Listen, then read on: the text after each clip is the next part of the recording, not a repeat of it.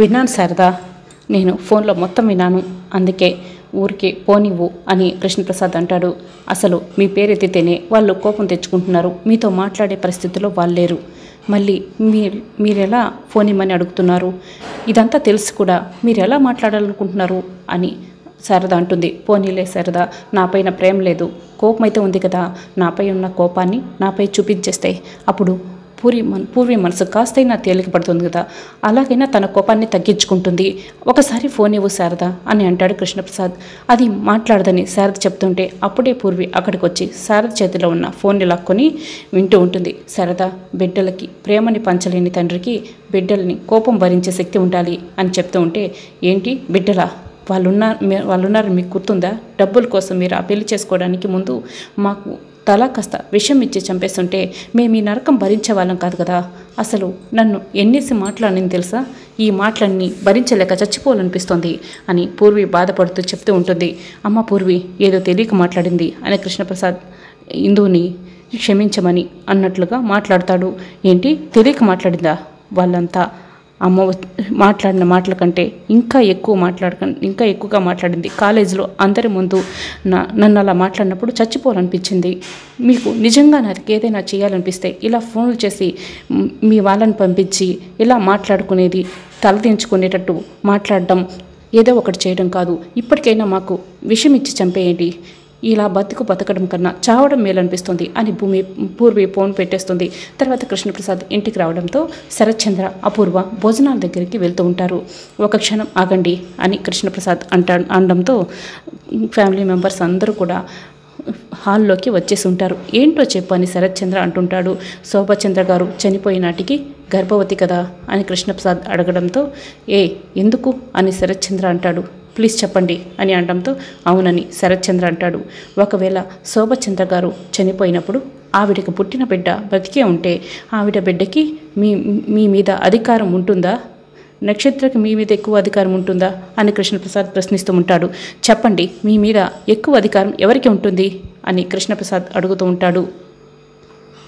దీంట్లో ప్రత్యేకంగా చెప్పాల్సిన అవసరం ఏముంటుంది?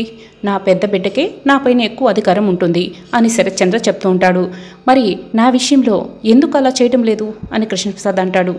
ఎవరి గురించి మాట్లాడుతున్నావు, ఏం మాట్లాడుతున్నావు అని అపూర్వ అరుస్తూ ఉంటుంది.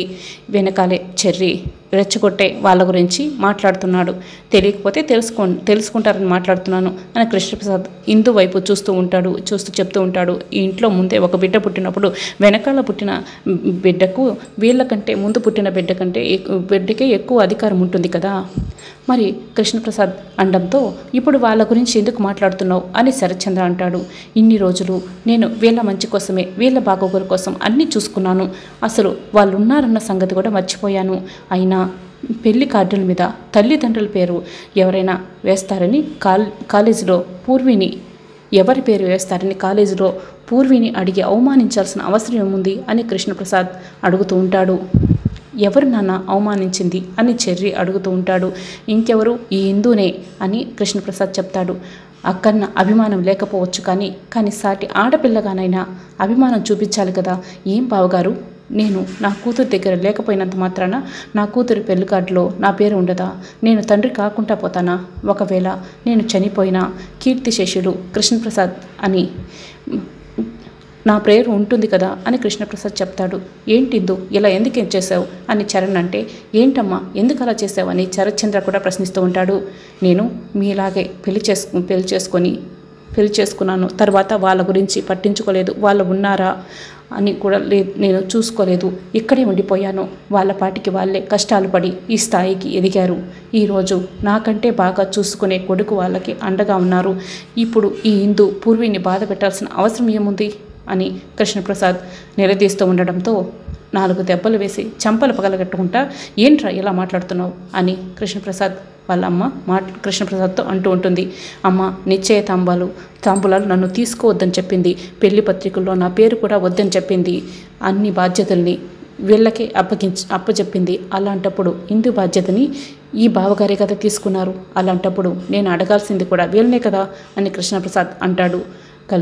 కలిసిపోయేతనం, కలుపుకునే గుణం లేకపోవచ్చు, కానీ ఇలా ఆడపిల్లని ఎలా బాధ పెడతారు అయినా తను నా పెద్ద కూతురు, తనకి కూడా నాపైన అన్ని హక్కులు ఉంటాయి కదా, ఇలా బాధ పెట్టే హక్కు ఎందుకు ఎవరికిచ్చారు చెప్పండి బావగారు, మీరే సమాధానం చెప్పాలి అని కృష్ణప్రసాద్ నిలదీస్తూ ఉంటాడు.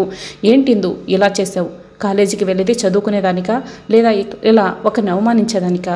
నువ్వు పూర్వి నానా మాటలు అని బాధ పెట్టావు కాబట్టి రేపు నువ్వు పూర్వికి క్షమాపణ చెప్పాలి అని శరత్చంద్ర అంటూ ఉంటాడు. మీ అమ్మ చూడు ఎంత బాగుంటుందో, మీ అమ్మ గురించి ఎన్నో మంచి బుద్ధులు నేర్చుకోవాల్సింది పోయి ఇలా ప్రవర్తిస్తావా? నువ్వు రేపు కాలేజీకి వెళ్ళగానే రేపు పూర్వికి క్షమాపణ చెప్తున్నావు కదా, చెప్పే తీరాలి అని శరత్చంద్ర అనడంతో అలాగే మావయ్య అని ఇందు అంటుంది. ఖచ్చితంగా సారీ చెప్తానని ఇందు అంటుంది. బాగుంది కృష్ణప్రసాద్, బాగుంది. ఇందు అలా చేసింది ఇలా చేసింది అని చెప్తున్నావే కానీ అవతల పూర్ణిమ ఏం చేసిందని చెప్పవా అని అపూర్వ అడుగుతూ ఉంటుంది. కృష్ణప్రసాద్ షాకింగ్గా చూస్తూ ఉంటాడు. బావా, అసలు ఈ కృష్ణప్రసాద్ మాటలు అస్సలు నమ్మద్దు. వీళ్ళు పెళ్లి పత్రిక తీసుకెళ్ళి రేపు నా పెళ్ళి అని పూర్ణిమకి చెతికిస్తే ఆ పూర్ణిమ ఏం చేస్తే ఈ ఇందు ఇలా మాట్లాడిందో తెలుసా బావా? ఆ పూర్ణిమ పెళ్లి పత్రికని చించి పడేసిందంట. ఏం ఇందు మాట్లాడవేంటి, ఇదే కదా జరిగింది అని అపూర్వ చెప్తూ ఉండడంతో అవును మావయ్య, అసలు నీకు పెళ్ళి ఏంటి, నీ కలర్కి నీకు అసలు పెళ్ళి కాకూడదు, అటువంటి నీ పెళ్ళి కట్టిస్తుంటే నేను నమ్మాలా అని చించిన మొహాన్ని కొట్టేసింది మావయ్య అని ఇందు కూడా అపూర్వ చెప్పినట్లే అబద్ధం చెప్తూ ఉంటుంది. ఆ కోపంతోనే నేను అలా మాట్లాడేశాను అని ఇందు చెప్తూ ఉంటుంది. ఏం కృష్ణప్రసాద్, మరి ఈ మాటలు ఇందు చెప్పలేదా అని శరత్చంద్ర నిలదీస్తూ ఉంటాడు. ఆ ఇంటి మీద అభిమానం అలాంటిది బావా, ఎందుకు చెప్తాడు ఈ కృష్ణప్రసాద్? చెప్పడు. ఏం కృష్ణప్రసాద్ ఎందుకు చెప్పలేదు, సమాధానం చెప్పు అని అపూర్వ అంటుంటే కృష్ణప్రసాద్ ఏమీ మాట్లాడకుండా మౌనంగా ఉంటాడు. ఏంటి, పెళ్ళైనా ఇన్ని సంవత్సరాలైనా కూడా నీకు ఇన్ని అప్పులు బాధ్యతలు ఇస్తే ఇంకా ఆ ఇంటి మీదే అభిమానంతో ఇలా మాట్లాడతావా? ముందు నువ్వు తప్పు చేయడం మానే కృష్ణప్రసాద్, తరువాత పిల్లలకి నేర్పిద్దు కానీ అని శరత్చంద్ర అపూర్వ అంటూ ఉంటారు. ఇందు చేసిన దాంట్లో అసలు తప్పే లేదు, సారీ చెప్పదు కాక చెప్పదు అని అపూర్వ చెప్తూ ఉంటుంది. చరణ్ చాలా బాధగా కృష్ణప్రసాద్ వైపు చూస్తూ ఉంటాడు. అపూర్వ మాత్రం చాలా గర్వంగా కృష్ణప్రసాద్ వైపు చూస్తూ ఉంటుంది. గగన్, భూమి ఇద్దరు కూడా కారులో ఇంటికి బయలుదేరి వస్తూ ఉంటారు. గగన్ వైపు చూస్తూ చాలా ఆకలిగా ఉంది అని భూమి చెప్తూ ఉంటుంది. ఇంటికే కదా వెళ్తున్నాం అని గగన్ అంటాడు. ఈ లోపల కళ్ళు తిరిగి పడిపోతే అని భూమి అంటుంది. మరి ఆఫీస్లో చెప్పుండొచ్చు కదా అని గగన్ అంటాడు. సరే, ఒక చోట కారు ఆపి దగ్గరలోని రెస్టారెంట్లు ఏమీ లేవు కానీ ఈ లోపల పానీపూరి తిను అని గగన్ కారు ఆపేస్తాడు. అన్న, ఒక ప్లేట్ పానీపూరి ఇవ్వు అని గగన్ చెప్పడంతో మీరు తినరా అని భూమి అంటుంది. ఆకలి నీకు కదా, నువ్వు మాత్రమే తిను అని గగన్ ఫోన్ చూసుకుంటూ ఉంటాడు. అప్పుడే అతను రెడీ చేస్తున్న పానీపూరిని నీళ్ళలో ముంచిస్తున్నాడు అని భూమి అనుకుంటూ నీళ్ళలో విసిరిపడేస్తుంది. అది ఎందుకు అలా విసిరిపడేసావు అని గగన్ అంటాడు. నీళ్ళల్లో ముంచిచ్చాడు, కడగాలేమోనని పడేశాను అని భూమి అంటే దాన్ని అలాగే తినాలి, అందుకే కదా తిని పానీపూరి అంటారు. అన్న, ఇంకో పూరి పెట్టు అని గగన్ చెప్తాడు. ఇంకొక పూరి పెట్టగానే భూమి నోట్లో పెట్టుకుంటూ కింద పడేస్తుంది. ఇది కూడా తినడం చేత కదా నీకు అని గగన్ అంటే నేను ఎప్పుడూ దీన్ని తినలేదు, ఎలా తినాలో నాకు తెలియదు అని భూమి చెప్తుంది. సరే, నేను తినిపిస్తాను అను అని గగన్ దగ్గరుండి మరి పానీపూరి తినిపిస్తూ ఉంటాడు. భూమి మురిసిపోతూ తింటూ ఉంటుంది. చాలు చాలు అని భూమి చెప్తూ ఉంటుంది. సరే, ఇదొకటి తినేసాయి, అప్పుడే నీకు ఫుల్ అయిపోయిందా అని గగన్ అంటే మీరు తినిపించారు కదా అందుకే నాకు కడుపు బాగా ఫుల్ అయిపోయింది అని భూమి చెప్తూ ఉంటుంది. నా మనసులో మాటని నేను చెప్పేయాలి అని అనుకుంటూ ఉంటుంది. డబ్బులు కట్టేసి గగన్ కార్ దగ్గరికి వెళ్తూ ఉంటే గగన్ గారు మీతో మాట్లాడాలి అని భూమి అంటంతో ఏంటి చెప్పు అని గగన్ అంటాడు. గగన్ అడుగుతుంటే చెప్పాలని ఉంది, అలాగనే భయం వేస్తుంది, కానీ మనసులో దాచుకోలేను, పిచ్చి పట్టినట్లుంది అని భూమి మాట్లాడుతూ ఉంటుంది. అయ్యో, నువ్వు చెప్పే లోపల నాకు పిచ్చి పట్టేలా ఉంది అని గగన్ అనుకుంటూ ఉంటాడు. చెప్తావా లేదా అని గగన్ అనడంతో అది అని భూమి నసుకుతూ ఉంటుంది. అప్పుడే కార్ దగ్గర స్టైల్గా నిలబడి ఉన్న నక్షత్ర ఐ లవ్ యూ అని గట్టిగా గగన్కు చెప్పడంతో గగన్, భూమి ఇద్దరు నక్షత్ర వైపు షాకింగ్గా చూస్తూ ఉంటారు.